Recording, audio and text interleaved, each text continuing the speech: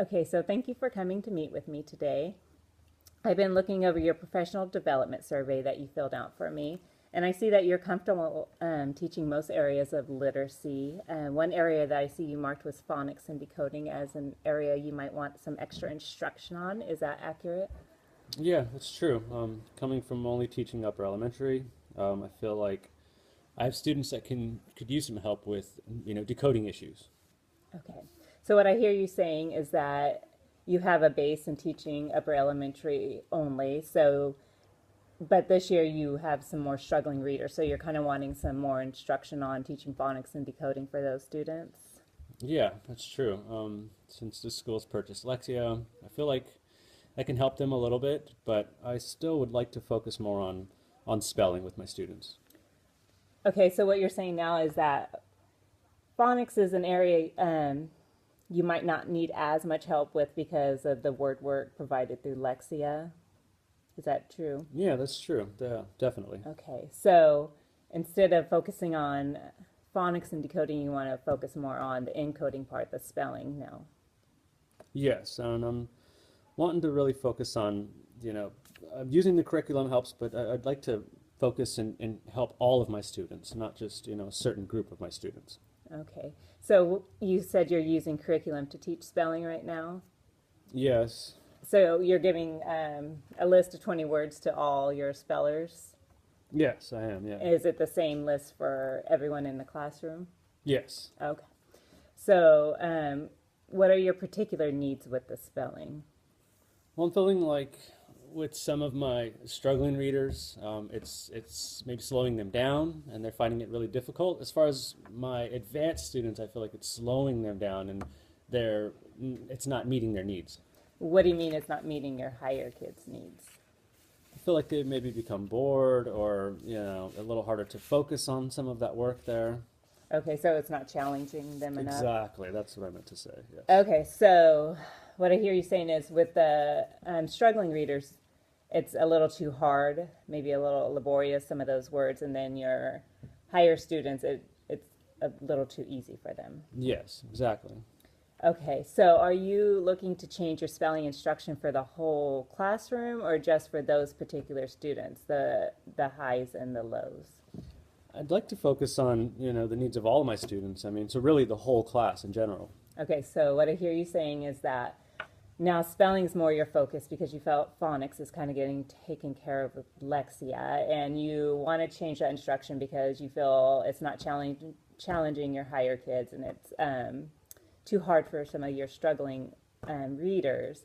Is there any particular way you wanted to learn how to change your spelling instruction? Anything you've heard of that you might want to try? I have heard of different techniques, different methods. I've heard a lot of good things about word sorts. I'd like some instruction on that. Maybe some help on that would be nice.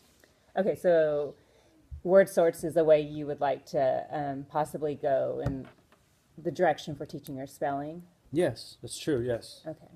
So have you heard of the words their way word sorts?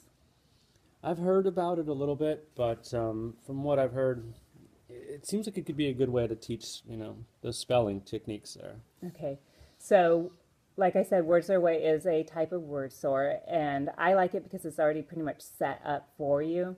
So it comes with different books you have to buy. So there are 5 different levels of books you would need to purchase if you do choose to do this. But I really like it because, like you're saying, word sorts have, you've probably heard a little bit about it, that it's good for the students because they are categorizing and putting things and finding patterns, and the brain really likes that pattern, and they're more likely to remember those word patterns if they're sorting that way. So that's a good idea to go with those word sorts. With the words their way, if you want to get this started, you would start by giving an initial spelling test to all of your class. So it's given just like a traditional spelling test. So it doesn't take much class time to get that started. It does take a little bit to go over and analyze each spelling test. So you're not just marking it right or wrong. You're looking at the different word parts, like did they spell the digraphs correctly or the vowel patterns. And then from there, you group your students. And I find that you typically need about 5 groups to meet all their needs. Six I can kind of see, but you know, it gets hard to run that many groups. So after you have them grouped, you give a mini lesson on the first day, which I typically do on Monday. Each mini lesson lasts about 10 minutes per group, and then they go off and they sort the words and they put them into their notebooks. And then on Tuesday, Wednesday, and Thursday, they do a partner activity with those words. Initially, when you first get it going, you're going to have to meet with them, you know, so they establish those patterns. But they become independent and then they do that by themselves.